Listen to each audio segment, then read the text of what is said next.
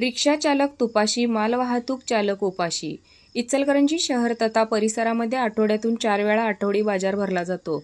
या बाजारासाठी वडगाव बाजार समितीमधून दररोज लाखो रुपयांच्या पालेभाज्या, कांदे, बटाटे तसेच इतर गृहोपयोगी वस्तूंची आवक-जावक केली जाते.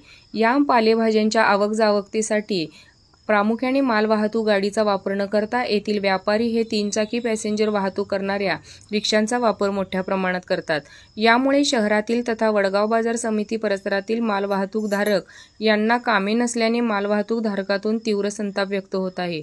वर्षाला गाडीच्या इन्शुरन्स, पासिंग, रोडटॅक्स यामुळे मालवाहतूकदार त्रस्त झाल्याने आणि शहरात आरटीओच्या वाढत्या कारवाईमुळे मालवाहतूकदार अगदी त्रस्त झालेला आहे. या अशा 3 चाकी रिक्षामधून होणाऱ्या मालवाहतुकीवर नियंत्रण ठेवावे, याबाबत इचलकरंजी शहर शाहू ग्रुप मालवाहतूक संघटना शाखा नंबर 9 चे अध्यक्ष माननीय श्री सहदेव कादेसाहेब यांनी इचलकरंजी येथील आरटीओ ऑफिस तथा इचलकरंजी शहर वाहतूक नियंत्रण शाखा येथील अधिकारी यांना निवेदन देऊन सदर घटनेची माहिती दिलेली होती. तसेच असे वाहतूक करणाऱ्या रिक्षाचालक यांच्यावर कारवाई करावी असे निवेदनात म्हटले होते.